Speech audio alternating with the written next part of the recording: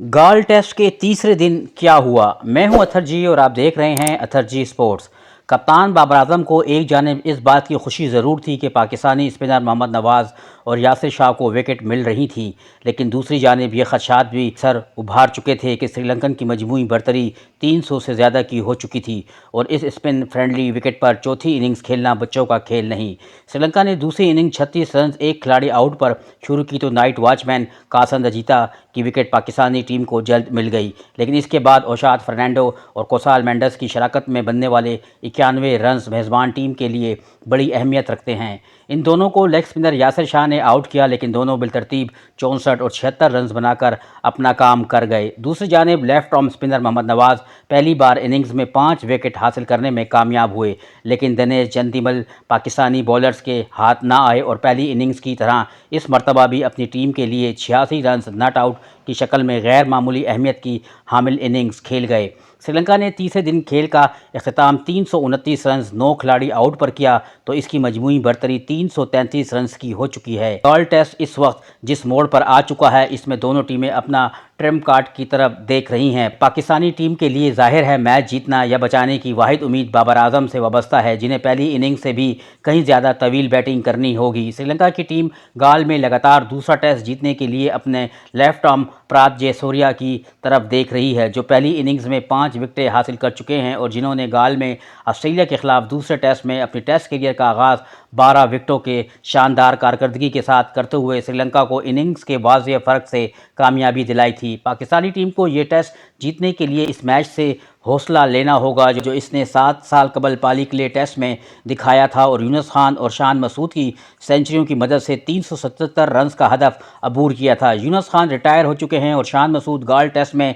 Bench पर बैठे हैं, लेकिन बाबर आजम मैदान में हैं। पाकिस्तानी क्रिकेट टीम की कहानी इस वक्त सिर्फ 2 लफ्ज़ों में बयान हो रही है और ये 2 लफ्ज़ हैं शहंशाह अफरीदी और बाबर आजम। श्रीलंका के खिलाफ गाल टेस्ट की पहली इनिंग्स में बाबर आजम की सेंचुरी ने इस आम नुक्ते को अच्छी तरह उजागर कर दिया था कि वो तजुर्बे की भट्टी में पक कर कुंदन बन चुके हैं और इनमें अब ज़हनी तौर पर इतनी पुख्तगी आ चुकी है कि वो अपनी मजबूत असाब के साथ मुश्किल से मुश्किल सूरत हाल में भी पुरसुकून रहकर बैटिंग कर सकते हैं। ऑस्ट्रेलिया के खिलाफ कराची टेस्ट में 196 रन की इनिंग्स की यादें अभी भी लोगों के जहन में ताज़ा हैं। बाबर आजम को इससे कबल 2018 में सेंचुरियन टेस्ट की पहली इनिंग में इसी तरह की सूरत हाल का सामना करना पड़ा था, जब 86 रन पर 6 विकेटें गिरने के बाद उन्होंने टेल अंडर्स के साथ 95 रन्स का इजाफा किया था, जिसमें इनका अपना हिस्सा 71 रन्स था। लेकिन गाल टेस्ट में इनकी इनिंग्स का तासुर इसलिए भी गहरा है कि ये एक ऐसी विकेट पर खेली गई जो स्पिनर्स की जन्नत है और जब एक एक करके इनके साथी बैटर इनका साथ छोड़ते जा रहे थे तो इस वक्त श्रीलंका के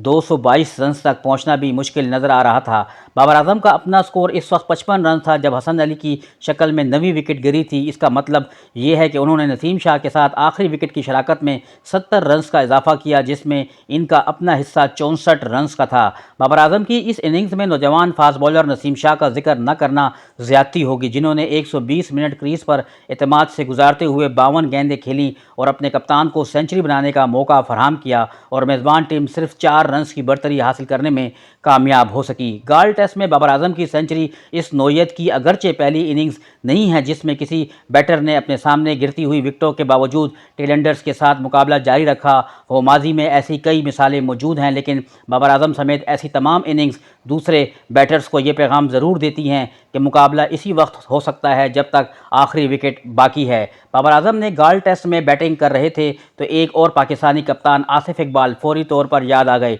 जो अपने कैरियर में मैन ऑफ क्राइसिस के नाम से मशहूर थे। आसिफ इकबाल ने 1967 में इंग्लैंड के खिलाफ ओवल टेस्ट में अपनी मशहूर 146 रन्स की इनिंग्स इस वक्त खेली जब पाकिस्तानी टीम की 8 विकेटें सिर्फ 65 रन्स पर गिर चुकी थी। इस इनिंग्स में उन्होंने इंतखाब आलम के साथ नवी विकेट की शराकत में 190 रन्स का इजाफा किया था और ये भी आसिफ इकबाल ही थे जिन्होंने 1977 में ऑस्ट्रेलिया के खिलाफ एडलेड टेस्ट की दूसरी इनिंग्स में अपनी नाकाबिले शिकस्त सेंचुरी 152 रन्स के दौरान आखिरी 5 विकेट की शराकत में 173 रन्स बनाए थे, जिनमें 87 रन्स आखिरी विकेट के लिए इकबाल कासिम के साथ बने थे जो अपना पहला टेस्ट खेल रहे थे। ये आसिफ इकबाल की जुर्रतमंदाना इनिंग्स थी जिसकी वजह से पाकिस्तानी टीम ऑस्ट्रेलिया को 285 रन्स का हदफ देने में कामयाब हो पाई थी और वो मैच ड्रा हो गया था। पाकिस्तान की क्रिकेट की तारीख में जावेद मियांदाद और इंजमामुल हक 2 ऐसे बैटर्स हैं जिन्हें अपने टेलेंडर्स के लिए ढाल बनकर बड़ी इनिंग्स खेलने का फन खूब आता था। इंजमाम उल हक के कैरियर में 2 टेस्ट मैच ऐसे हैं जिनमें उन्होंने अपने आखिरी बैटर के साथ